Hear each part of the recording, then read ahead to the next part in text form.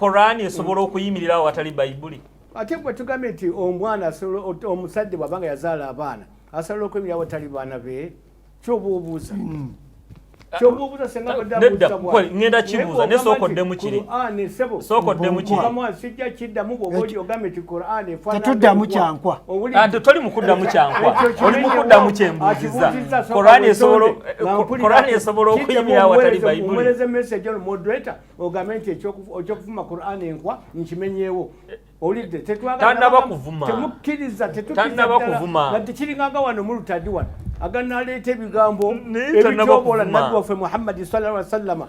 Ekintu kyanno mogama kyakwata akabuza akafunga kalokuvako kakati okwali okulamu kuyasitula. Ate twagala kufuula bannabbi. Ne hadisi yagikusomera nga welintu. Okay. Abaye temubuuza bibuuzo ebyo.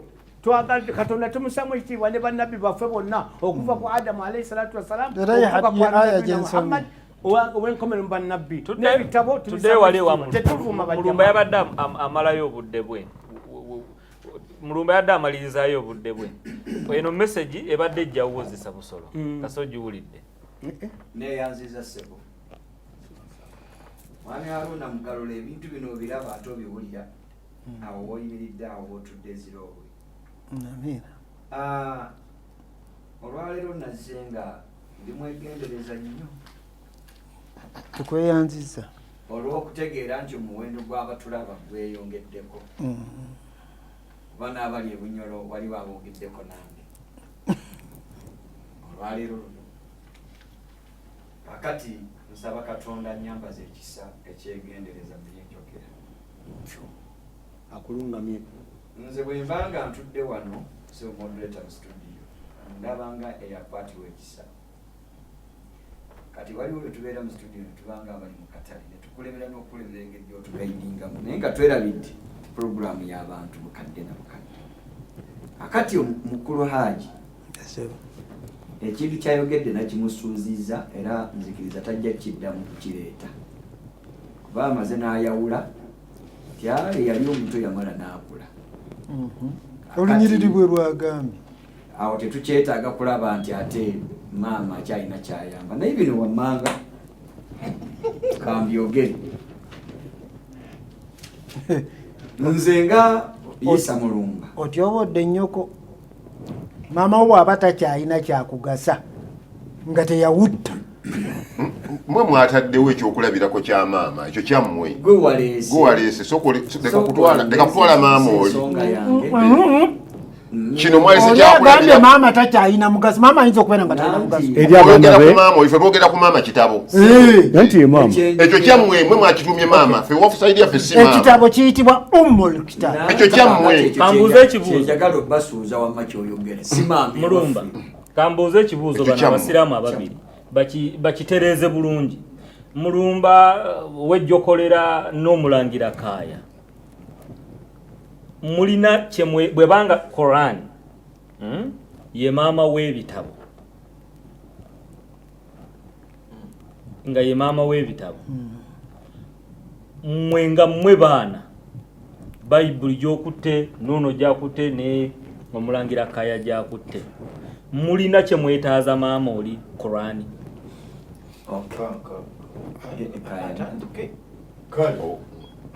Kwata mukubikulirwa sura 10 sura 22 olunyiriri olw'ekumina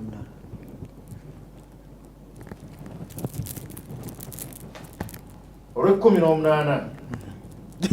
Tegeeza buli muntu awulira ebigambo by'obunnabbi bw'ekitabo kino omuntu yenna bw'anaayongerangako ku byo Katonda anaamwongerangako ebyonooboonyo bida.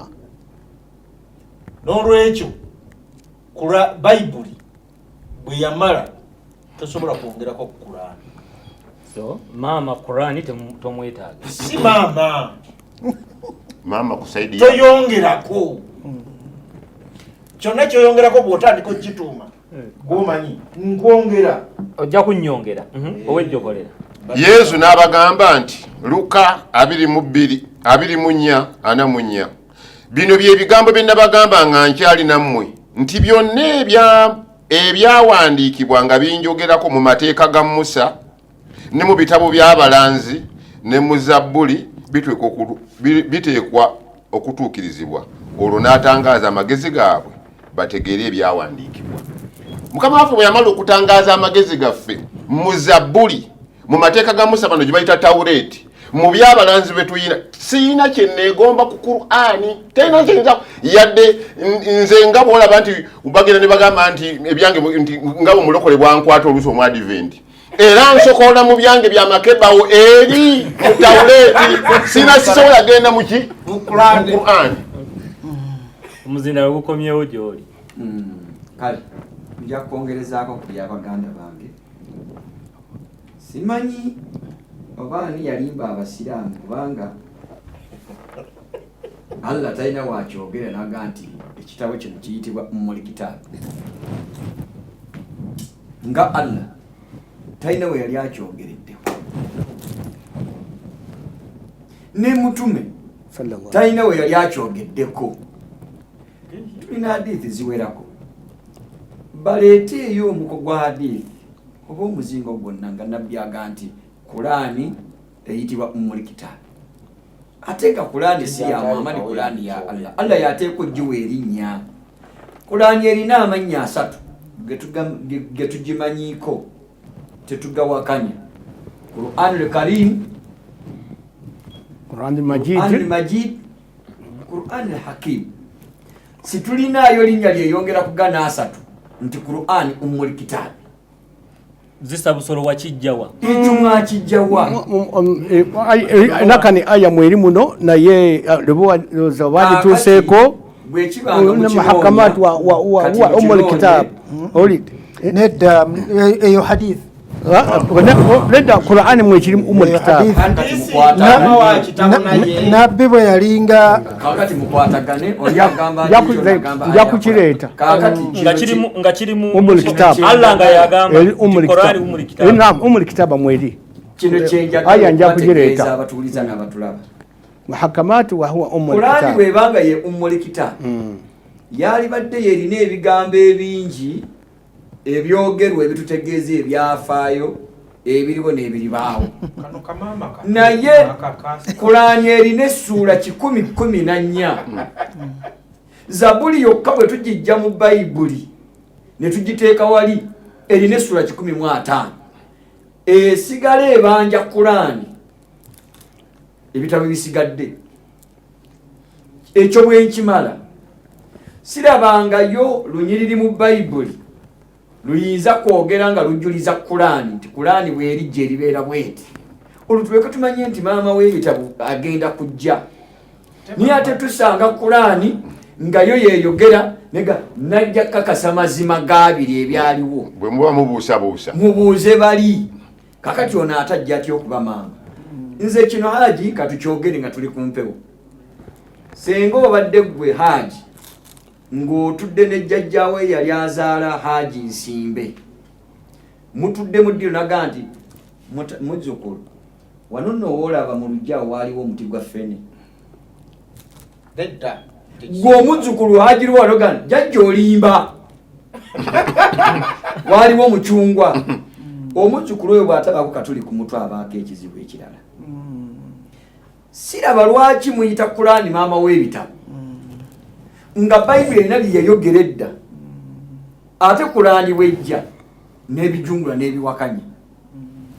Wasomye aya ezo mu Suratul Bakara 136 ne Suratul Nisaa aya 10:36 ng'ebiwandiiko bibadde bikwatagana bulungi naye nga amakulu gaabyo bigamba tetusobola kuwakanya ebyo ebyaliwo ku bannabbi n'ebyasooka tubikkiririzaamu. Haji kituufu wakisomye ekyo kyekituufu maama w'ebitabo bwajjanga mubaddemu olunyo olugaa tetuwakanya biri ebya Musa situbiwakanya ebya Ibulayimu situbiwakanya ebya Yesu situbiwakanya ebya Dawuda situbiwakanya. Then ate nensanga mu kitabo kyekimu maama w'ebitabo mu ssula ey'omwenda aya 29 nga aya egamba bweti mundu tanzikiriza ngisome soko girange 9:29 Suratu Tauba aya ya 29 ate nga ewakanya byeyogedde awo weneebuliza maama yali akaddiye naawuta kubanga ate awakanya 29 egamba bweti etteeka lino liragira okulwanyisa abo abaalemera ku mateeka ga Musa abayudaaya n'abo abaalemera ku mateeka ga Isa abakristaayo okutuusa lwe banakkiriza eddiini y'Obusiraamu nga beewaddeyo era ne bawa n'omusolo gwa jizya. Etteeka ate lijja ate nga lirwanyisa abaasookawo mu Tawulaati n'Enjiri ate nga egambye nti najja kukakasa mazima gaabwe. Ekibuuzo, akyali maama mutuufu oba aba webale step mother amulisiza obuyinja negamba nitukkiriza ebyabannabbi netukkiriza ebyaba Ibulayimu n'ebyaba Musa mutwetampuliza asome ekiwandiiko eno Kulaani gyenkutte yakyusibwa mufuti wa Uganda gamba eyali Abdulrazak Nnyonnyole bulungi ono yagamba yeddala salaamu eyeddala salaamu soma muyiyo sokalinde kubanga soma yiyo kubanga Kulaani eno tofaayo eri bwebanga yeddala eno muno mwenda mukiraba alhamdulillah mukiraba bagiteekako Kulaani hakimu era bayiteekako Kulaani karimu mwetegereze ebitabo bagenda gyayituuma ebigambo bino bw'olaba gwe nga gwogula mangu kubanga olabyeko Kulaani hakimu kumbe bagicupudde eno bagicupula eno gibayita Kulaani hadisi Kulaani eno gibayita Kulaani hadisi sindako nze kamanukule mumpaakadde obudde ngenda bukwaji usebo bikula muyiye etali eye Pakistan mwenda biru bikula biru Tanzania eganje etya eno ye Pakistan bwe yatugamba bikula ye Pakistan mwenda biru kali tofa ebudde ngenda bukwanze mbulina mwenda biru eyiye egamba ki ate nga batuwa ne sababu nuzula ya aya kakati atoya sina kutuuka nze bwenjagala tuyige naye mwenda abiri mu mwenda eyo teriimu olyoka oganti yetanza umuli kitaba kakati ka sokol yayagadde kutujja ku mulamu tugende ku topic oyo mute omumwe teriimu muleke tseeka ne bwana aginoonya ojja kufaanana agirubowa kati neyanziza nnyo ssebo badde emaliriza olyoka oyogere aya zewaleese ebbiri zembadde emaliza sonyiwa busonyi wasomye aya ziri zembadde ngatta wennyonnyole bwe mubanga aya 436 ganti mukkiriza ebyabannabbi gye bajja nabyo temwawula mu bo ne mukkirizaako abamu ne mubawakanya 87 Qur'ani eno yennyini 87 aya ey'14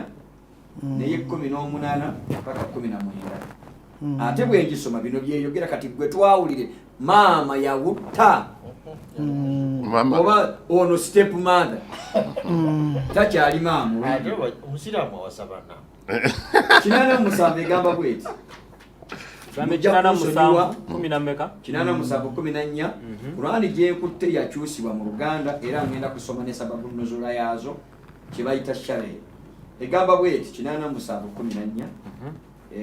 ntuuseewo kadi aflaha man tazakka wadhakara isma rabbihi fasalla bal tu'thiruna alhayata ad-dunya wal akhiratu khayran wa abqa inna hadha la fi suhfi ula suhfi Ibrahima wa Musa 14 mazima alokose oyo yeetukuza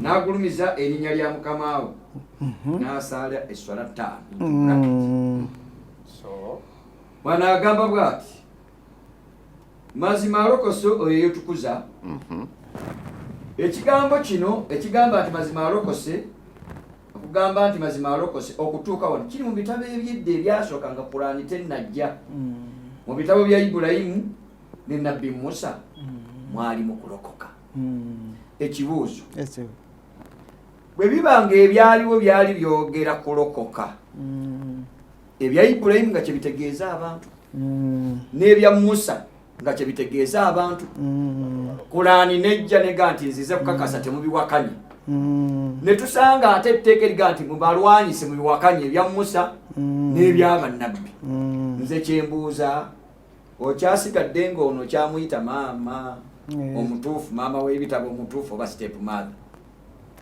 Neyanziza nnyo ssebo abatuwuliriza tubeebaza okutuwuliriza.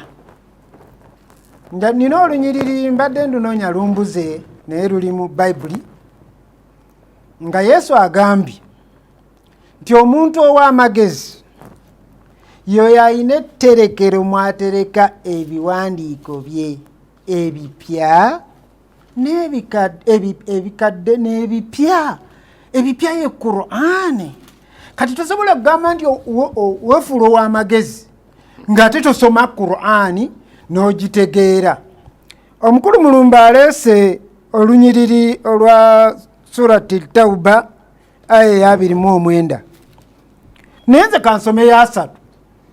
Abantu ekitu batulwanyisa ng'alaba alagidde nabbi alwane abanaswala n'abayahudi y'ensonga yiina eddako mu lwa 3. Abayudaaya ne bagamba nti nabbi Uzayiri mwana wa Katonda. N'abakristaayo ne bagamba nti nabbi Isa Masiya mwana wa Katonda. Ekyo kye kibatulwanyisa. Allah subhanahu wa ta'ala tasobola kulaba nga mukola ensobi mumugyako amayinja ge ne mugawa omuntu gwe yatonda. Bannaswala ate bo nga ate byebakkiriza bannaswala bakkiriza bonna nti Yesu mwana wa Katonda. Atulwanyisa baaki teeka ki eno mu Tawuleti eryogera ku Katonda obutazaala n'okuzaala? Kakati nga bwe nannyonnyodde mu kusooka nti ebigambo mu Bayibuli bwe twamala obizuula gye byali twabijjayo tubisome. Era ono omukulu olunyiri yaluleese n'agamba nti mubuuze. Kati tetukyabuuza, twesoma kubanga ebiwandiike weebiri. Era Bayibuli nze nagula yange. Era toyinza kugaa nti Bayibuli eyange yanjawulo ku yoono gy'alina. Bayibuli yo gy'olina eraga nti Katonda tazaala. Egamba nti Katonda azaala. Kakati soka owulirize bwe ngenda mu Qur'ani nga Katonda agambye tazaala. Ate eno Bayibuli egamba azaala. ng'obuuza ab'enjiri ate olomba nkyabuuza ab'enjiri bakubuulire kubanga wabuuze ab'enjiri azaala atya kati Katonda bw'amala okumulaba nga Qur'ani egambye n'aboogera ekigambo ekyo eggulu lijjula okweyizaamu kati Qur'ani erimba ate bamugambye kubanga kasokanga tuyogera ono alina terekero lirimu olabye y'olunyafa ono alina terekero lyalina lirimu bipya kati bamugambye dayo ne mu biki ono tabulira kubumbuluka kwa ttaka kibuuzo kya Mulumba agiru ono tabulira Mulumba mbadde kyamumalayo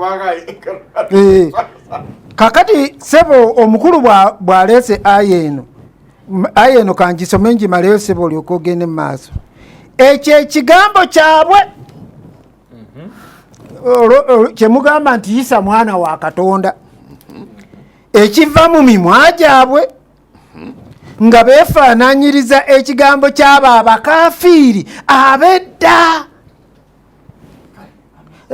tennaggwayo yabakolimira Katonda so bwe muli bakolimire ngeri ki bwe mukyuka okuva ku mazima. Salamu alaikum wa rahmatullahi. Oloza omuto n'omukadde ani asinga okumanya amazima? Omukadde yaluwa? Omuto n'omukadde ani asinga okumanya amazima? Omuto yaluwa, omukadde yaluwa. Ddala kuyambira ddala n'ekibuuzo kyabuuza ng'oggyeko kakati ka Qur'ani okuba maama w'ebitabo era bw'obuuza nti omuto yaliwo mu biwandiiko ne byozosoma Kulaani ye muto kubanga bw'ebanga eyogera ebyaliyo negamba nti Abayudaaya ne bagamba nti Uzairu mwana wa Katonda kyeyogera bitaliiyo. Teekawo akasubi. Lindako nkusaba katono. Teekawo akasubi. Mulumba oyogera ebigambo ebyo ng'okakasa nti Yesu Kristo teyalekawo ndagaano mpya. Naye tujja kugima. Nakyo nkyenjagadde okiyungemu awo. Ekyo ekibuuzo ng'okyesoose mu maaso nga kubanga bw'obuuza ekyo obanga azibiikiriza kye mbadde ngenda okwogera ate nga wakyogera. Ani nga ndaba obula. Lwaki? Bwe mumala ne mujja mu kakaati ka Kulaani nti maama w'ebitabo. Gye nasomye okusooka tonzizeemu naye saagala kulumika nnyo okulemerako. Kuba abatuuliza gye. Kyensobodde okuddamu ssebe ekyo. Bwe kibanga Kulaani maama wa bitabo. Ne tusanga nga byeyogera ebyaliyo oluberyeberye. Ku mwana ne jjajja ani ateekwa okwogera ekituufu ku babiri. Togerageranya ntonga za Mukama Katonda. Nekizibwe baleete. Okusinziira ku biwandiiko by'ensomye. Kitegeeza. Ndaba nga waliwo eyaliwo oluberyeberye. Olaba kulo no si Kulaani bw'eraba. Kulaani bw'egamba. Naye ate olaba kigwe. Biki by'olaba? Sisabusoto tutabula. Haji yasomye essuula eya 9:3 nga nasomye 29. Naga nti ekituwakanyiza ebyaliwo ye ayen. Abayudaaya ne bagamba nti Uzairu mwana wa Katonda. Kulaani bw'eba terimba. Uzairu y'ani kazi? Mu lulimi ki? Olofiwa. Ye Uzairu. Ye Ezera. Aba Ezera. Uzairu ye Ezera. Mu Bayibuli ye Ezera. Kakati nomumanyi nga Uzairu. Kakati tunoonyezeeyo okujja okuwakanya Abayudaaya bwe bagambira nti Ezera mwana wa Katonda. Bwe mbanga Kulaani terimba. Iwawe bakyogera. Kulaani si yerimba. Ati yevudde mu ki? Allah yabalimbye botegeera.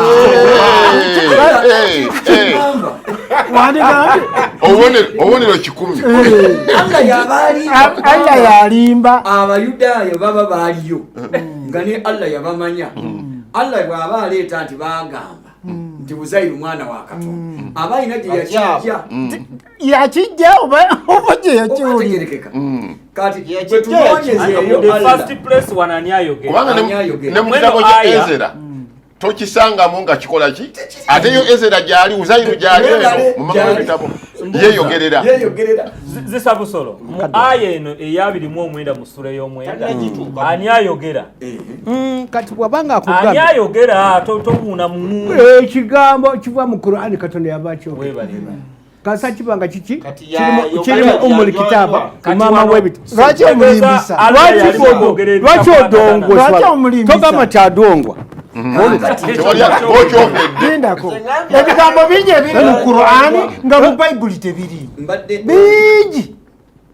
Nga mu Kulaani mu ebiri nga mu Bayibuli tebiri. Ate n'ebyo okumuyita mwana Uzairu Katonda Abayudaaya bakyogerera wa? Katonda yamanyi Tawuraati. Katonda tetwali ffe tetumanyi Uzairu. Yamutubuulira nti Abayudaaya bagambanga Uzairu nga bamuyita mwana. Ate wakiraba wa? Leero nzikiriza nkwata abasiraamu bano mu ngeri ya kintu kikulu. Anti kale. Ekisooka. Muyinza okukkiriza nga Kulaani eyitibwa nti ekijjukiza. Yajja kujjukiza. Okujjukiza ojjukiza bitaliyo oba ebyaliyo. Ejjukiza etwala kimu oba etwala bingi. Fadhakiru innama faati zikra. Kulaani etwala bingi. Ejjukiza erabula etiisa eyogera bingi biweranga 5. Yes. Kulaani bw'eba ejjukiza. Erimu ekijjukiza. Kino ekijjukiza tujjukiza wa Uzairu bwe bamugambira nti mwana wa Katonda. Tejjukiza kusinziira ku kitabo. Kati awo eba ekola ki? bw'okisomya eba ekola ki? Allah tayogedde awo nti abajjukiza. Kati aba Okusinziira ku aya ye yandibadde agamba nti mujjukire ekiseera kati ebe egamba agambye abayudaaya bagamba talese history bwagamba nti the Jews say bagamba at that moment baali bakyogera ekyo bandi badde bagamba wano bagamba even now nakati bakyogera mu Luwarabu wakalat togamba wayakulu wakalat bagamba oli nekyagamba wayakulu ne bagamba buliaga bulisa bagamba nam bagamba wakalat bagamba oli bwekibanga tugenze mu nakawo wakalat nawo tubuuza haji bagamba obudde bwabwe nani ejja bakyogera kati kyetubuuza bwebanga terimba bakyogerera wa mukulu mulumba ebigambo byonna ebyali ku Buzairu biri mu kitabo kya Bayibuli. Omanyi gye yazaalibwa lindako Uzairu omanyi gye yazaalibwa omanyi kitaawe omanyi nyina Ezra mumanyi ebyo byogendamu byakututawa ono ayagala kwefuula alimu okumanya nnyo kugamba byetusoma temuli kantu otubuzaabuza olinga alowooza nti Kurani ffe twagiwandika ne musiraamu nakugamba dda obutategeera bintu bino kati bw'obyebuuza nga gw'olowooza obyoteese tebijjamu bweweebuuza nga tojja kumalako aganaleeta obuzi nga bwayaga ng'ayagala afwebyera Qur'ani afwebye aya za hadisi kakati ekibakayanya biwandiiko ate tubirina lwaki mukayana gwe Qur'ani yino njiraba omuntu ayinza otya okubuuza moderator asobola otya okubuuza ekibuuzo ekyo nti olwokuba mu Bayibuli tekiriimu bimeka ebitali mu Bayibuli no mu Qur'ani mwebiri mulumba bali bagamba bagenda kusaddaaka Isaaka kati ffe tugamba bagenda kusaddaaka Isimayiri tusomeze tumuyina kakati Ezra mumanyi wa Qur'ani mumanyi wa Bayibuli fwe tugambe Uzairu ono atuyambe kawulirize bano bayita bagenda kwogera Ezra wuno agamba Ezra 2:5 abaana ba Allah 775 ba Allah si Allah zekera ba Allah so kaya Ezra ayogera Ezra muwulidde naye agambye abaana ba Allah bameka sinabagambe ze furaka ze njawukana ze sinjawukana ono atuyambe abaana ba Allah bameka lindako ono atuyambe nti Allah gyali mu Bayibuli ono kyayogera nti Ezra bamuyita ki mwana wa Katonda ono akitusomedde kati oli kyabadde akayana mbu tekirimu mu Bayibuli lwaki owedda tokiraba sikyakiraba twasiyakisomanga ewa mutabani sisomangawo sisomanga era tuddeyo walala nedda si walala ono alese tensi wane ngogamba nti wakalati yahudi kitegeeza Uzair yali abagamba ibunillah ate wakalati era nibagamba naswara mashihu ibunillah wakalati ku Uzair wakalati naswara era nibogera abanaswara kiri wakala nibagamba nibogera genaka tafsiri muya Sheikh Abdurrazzaq Maulana tafsiri ya Sheikh kakati nze kyenjogera kyekino lwaki Qur'ani tesobola kuba maama wa bitabu ekyo kyoyagala okukinawakanya fete tujja kiwakanya anyonyole gwama nyonyola gwe wagambye maama wa bitabo wikizo tateekwa kuba nsonga ze otuwadde ensonga zo bw'olaba azaala baliya abatabazaala wamagenda mu maaso maliriza mulumba budde bubu nze nyimiridde mu nyiriri abatuwuliriza mu mulondemu Haji nsaba tubeera attentive ng'asoma ayi bwe mubanga naleese etteeka 9:29 noga nti byemuwakanya byebiri Allah ono yatuuka watuuka ne yeerabira owulidde ebigambo by'okuva tobuuza tebolekerawo genda ku kintu ekyobuuza katola nti wano Allah yali mupunguufu wano Allah yali ategeera tetwagala kuleeta bintu ebyo otyo yatuuka esa niyerabira ffe tetwerabiza katonda tetujja kinyonyola mwabawakanya biri ebiriyo olubiri ebiri n'agamba bw'ati yuridu llaha liyubayyina lakum wa yahdiyakum sunana alladhina min qablikum wa yatubu alaykum. Ayo girabye gwotuuseeyo anti nsoma ng'oyoyomba nkyali kwewakala naye kakati gwe nagamba te Qur'ani obudde bwaffe nya 26 kuginoonye wano tosoma yange eye Pakistan eno togisoma eno gireke emweri noonya nya 26 mulumba soma egambye bweti Katonda ayagala okubannyonnyola mmwe Allah ayagala okunnyonnyola bana b'ekibiina kya Muhammad ne Muhammad Qur'ani gwesseeko era abalungamye ayagala okubannyonnyola mmwe era abalungamye mu kkubo ly'abo abaabakulembera era akkiriza okwenenya ku mmwe ne Katonda musonyiyi omukakasa. Allah bw'aba ayagala okubalungamya n'okubasonyiwa abalungamiza ku biri ebyakola ki kituufu ebyasooka ekyo kituufu nnyo. kaakati bw'abanga abalungamiza ku byasooka lwaki temubatizibwa? Yes. Kale katuleete akyaliyo Surat al-Baqara aya ya 18 aya ya 18 Allah agambye yatubatiza dda. Allah abatiza atya? Somawo olabe somawo yatubatiza dda. Musiramu okkiririza mu kubatiza erinnya ly'ebatiza eggwana nze twaha obusiramu okkiririza mu kubatiza aya 18 Allah agambye yatubatiza dda. Yamanyi Shete mazika atuyambe yamanyi ebyebuzibu nabwo amanyi ebyebuzibu Allah obadolowooza nti tetwabatizibwa twaggwa dda. aba injili Isa abo bo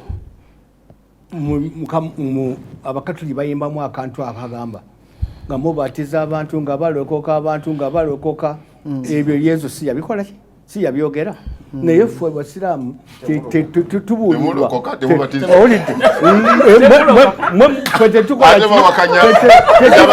tetujja kudda ebyo nga mubatiza abantu nga balokoka banna nga bakkiriza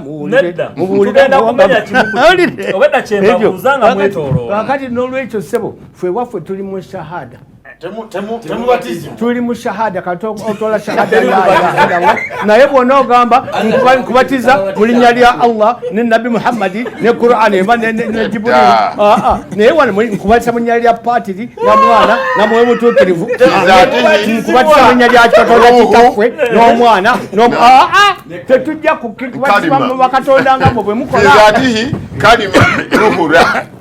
owulidde kale n'olwekyo kyebuddeekaba nti mulumba ono agenda aja n'agivaako nawakankulayo endala gyalaba nti ejja okukuba ate naye tekuba ate n'agenda anoonya endala n'aleeta era akube agire Qur'ani agijje ku umuli kitaaba agirwawo agambye Allah yababatiza dda abasiraamu mwenna yababatiza atya? Allah musumba wani kuba musumba yabatiza muleeta kirala abatiza era abatiza mu linnya lyani? Allah bw'aba abatiza mu linnya lyani? kubanga eyo yenjiri nedda ayina wabagambye musome bikula wajwamu omugambye kamalo ginoonya aya kale mugenda Allah Baptisti tunokoddeyo kimu Baptisti Allah wamma bakuwadde wuuyo mu batirizo lya Allah liruddewa oyagala kuwakanya hajirwa wakugambye Allah yababatiza kanjimuwa jajimatira naye masha Allah Mashaallah. Kale bampe ali ku simu. Dakika nga zidduka. Kale ali ku line. Wanji. Hello. Amanya. Hello. Tukuwulira. Abalamuza mwana bali mu studio. Terera. Abanya bakitaje bano soka nzite kazo.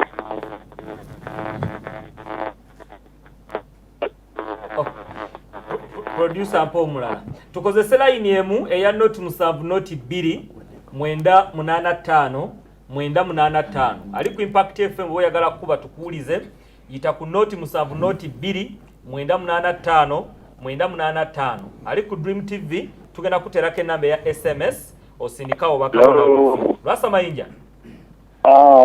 Mbala musiza. Era nembebaza okuweereza eggwanga bulungi. Ndabambi abasiraamu mutobye n'ekintu ekyo.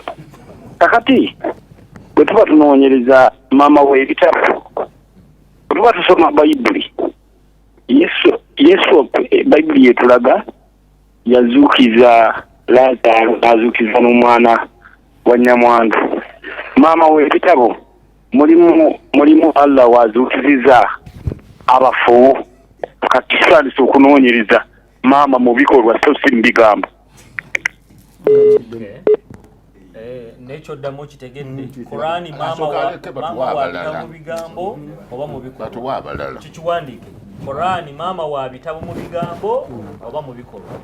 Lwasa mayinja. Wanji. Assalamu alaykum wa rahmatullah. Wa alaykum salam. Mami Abdallah. Hello. Yogera.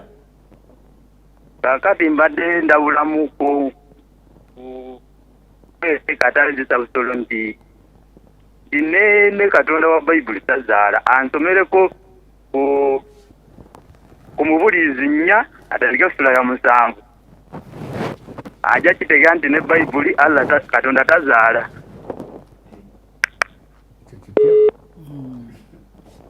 Abadda ayambako Hajiru Bwana zisina kushiga Bayibuli sijuma. Katonda mwabarokole mumuwayiza nti azaala omukozi mwagamba nedda nitazaala naye.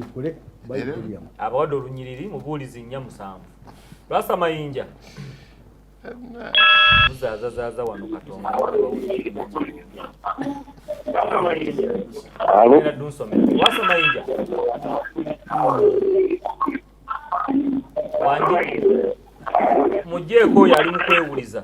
Kale tukozese enamba ya SMS note 787 12 5 5 bakangenda busoma. Kale break katini nnyo wano kuzisa busoma. Qur'ani maama wa bitabo mu bigambo oba mu bikolwa. Fi qawli wa fi fi'l. Mu bigambo ne bikolwa. Jo Qur'ani eri fi qawli wa fi fi'l. Eri mu bigambo ne bikolwa. N'olwekyo Qur'ani tujja kusoma busomi nga n'ebikolwa tetubitaddemu. N'olwekyo Qur'ani sebo eri mu bigambo ne bikolwa. Full stop. Omukubi we okay full stop. Kati ate ekirala okuzuukiza wa maama w'ebitabo wazuukiza. Okuzuukiza kiri Katonda yennyini ye yawa Sayyidina Isa obuyinza okuzuukiza omuntu bava muyita muhyil mauta Sayyidina Isa omuzuukiza w'abafu Sayyidina Isa muhyil mauta naye byonna ekikola biidhnillah. Ekyo tekinaako obuzibu yaddaagala. N'olwekyo ye werulano bwoti Katonda ye Katonda yawa okuzuukiza ye mu bwennyini bwe okuzuukiza bikula wantu Allah ng'awa Isa okuzuukiza ng'amuwa ewuwo mubikule surati Maida mama w'ebitabo ayogere. إذ قال الله يا عيسى إذ قال الله يا عيسى مبكل مائدة يا كتانو آية naye gugundi mulumba buli kimu kyonna kyokola kyakujereza kyakufwebya. إذ قال الله يا عيسى بن مريم إذ aya yakumeka izkara Allah ya Isa buni Maryam kakati mubikule Maida ya 5 aya ya bane meka buso tebula إذ قال الله يا عيسى بن مريم اذكر نعمتي عليك ولوالدتك إذ أيدتك بالروح القدس تكلم الناس في المهد وكهلا وإذ علمتك الكتاب والحكمة والتوراة والإنجيل وإذ تخلق من الطين كهيئة الطير بإذن mugambe tano someri awo tujja kunoonya esookusa na lunyiriri ki izikala Allahu ya Isa anti olunyawo olaba namba ki akalamba sikalaba kali mu abadde otufera yedda akalamba obuso Pakistan muwene katekogalu muwe eyo sijagala eyo bajita Qur'ani hadith yajita Qur'ani hadisi yambozi wama bakuwadde w'essimu nedda nga temunamupa mwabalokole mulimu aba Bible muwayiriza Katonda lwazaala olunyiriri lwe batuwadde terulina nawe wogera ku nsonga ya kuzaala weruti muwulire ekisembayo ayinza okuba nga yabuze muwe olutuufu anadda atuwa ebituufu bagambye awo nenzirayo nendaba obutaliimu wansi w'enjuba kakati terwogera ku kuzaala kwa Katonda kwazaala genda ku lwa waggulu n'olwa wansi ayinza okuba nga afunya emikono gye n'alya olw'omunaana mwami Kaayi ayinza okuba lwaga nti Katonda waffe tazaala naye lwogera bwiruti wabaawo ali omu nga talina wakubiri weewaawo talina mwana newankubadde w'oluganda naye okutegana kwe kwonna tekuliiko we kukoma ekyo nakyo yakola ate amaaso ge tegakuta bugagga kale ateganira ani bw'ayogera tekikwatagana ekyo nakyo muwabule buwabuzi nti olunyiriri terukwata Katonda lukwata ku muntu si lwe luno kwatanalutuwa lwerwo wabadde naye luno olunyiriri lwogera lwebogera ekigambo talina mwana mwami Kaayi omulambi endowooza y'abasiraamu bwe babeera lwe basomesa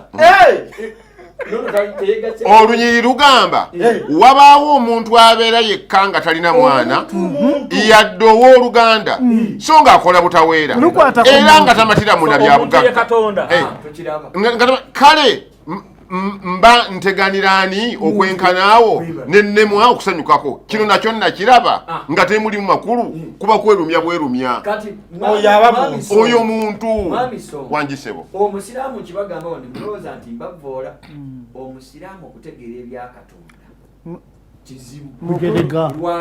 onatuga nti yali Katonda eddiini gy'otosoma kyekyakuja mu Busiraamu kyekyakuja mu Busiraamu kitegerekese ekyo munywa wadde lubadde kubanga totegeera nakutegeera Sebo wangi ono musoma mwongere Wilson emaganje wa nsaba abasiraamu abo bansomere mu Quran sura ya 5 aya 14 agala kutwala abantu mu Kenya bansomere obunyiriri 5:14 bebuuza ekibuuzo tugenda gifuna awo abannanfuusi babakowoole nga babagamba nti tetwali wamu nammwe ku nsi naye temufunye kibuuzo kye abakkiriza babagambe nti bwe kiri twali nammwe naye mazima mmwe ne mwesuula mu kikemo mwekka ne mwezikiriza olw'obunnanfuusi oluvannyuma lw'okunywegera obusiraamu ne mubeera nga mulindirira akabi akanaagwa ku bakkiriza kabazikirize ne mubuusabuusa mu ddiini okwagala kwammwe okutaliimu nsa ne kubagayaaza nga mulowooza nti muli bulungi okutuuka kw'ekiragiro kya Katonda lwe kubaddewo okufa ne kubatuukako ne kibagayaaza ku Katonda ekigayaaza. Sadakallahu al-aliyyul azim. Abannanfuusi uli abayise basiraamu ono abannanfuusi abannanfuusi babakoowoli abakkiriza nga bagamba nti abannanfuusi bano baki bannanfuusi basiraamu bannanfuusi bakatuliki abannanfuusi bali wonna kati wano ala ayogera ku baani ali ku bannanfuusi anti abasiraamu nga mulumba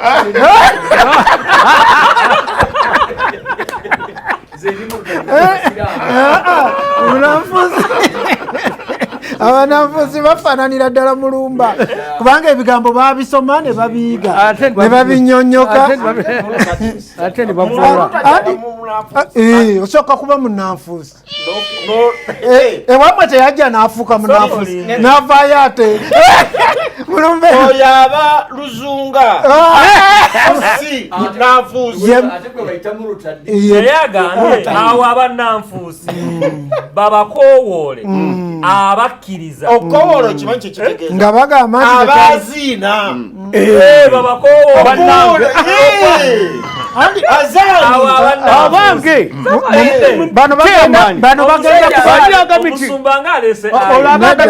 bano bagenda kuba muliro nga bakowoola abali eno nga bakowoola abali eno nti bannaffe tetwalinga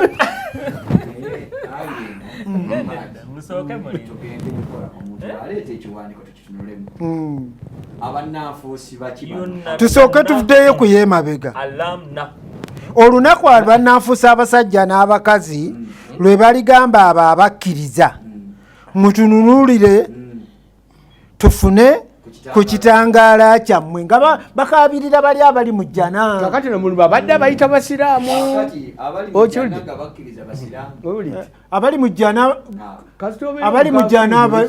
bayinza okuba abasiraamu bayinza mujjana abatali basiraamu bagendako sebo waliyo abaligenda mu jjana nga tebaasiramuka. Allah agenda kikola ati ekyo Nabbi Muhammad atugambye nti omuntu asobola okuzaalibwa nga musiraamu n'akula nga musiraamu n'awangaala n'akaddiwa n'atuuka okufa nga mukafiiri. Kati waliwo omukoneddemu ate waliwo message zino mantuveewo omukoneddemu ono abagambye Yesu kennyini si Katonda. Kale munakitandikirako wiiki ejja. Nze Jero Mwente mwebale kuweereza mbeebaza abadde abeebaza Jero Mwente mwebale kuweereza mbuuza abasiraamu Korani ku Bayibuli maama asobola okubeera omuto ku mwana. Ekyo twakisedda ne tugamba Yesu omuto yazaala omukulu. Yesu asinga nnyina obukulu. Naye abasiraamu beebuzaabuza ate temwagala kuyiga zisabusolo tayagala kuyiga. Kyali tenankulabye abuuza Sulemaani we yawandiikira ekitabo Sulemaani we yawandiikira ekitabo ky'omubuulizi Nabbi Isaaya yalinga tannalagula kyadde agamba yageraageranye Bayibuli ye yamanyi. Mwebale kuweereza nze Kibalama Godfrey buddo neebaza mwami mulumbo olw'okunnyonnyola. Kale bakwebazizzawo. Okay, ndowooza microphone yaze neetereera. Maama w'ebitabo bw'abanga tasobola kweyimirizaawo ate ng'abaana beeyimiriza kiba kitegeeza nti seetaaga maama ogoba Yesu oyo mugamba agoba Yesu kubanga Yesu asinga nnyina obukulu.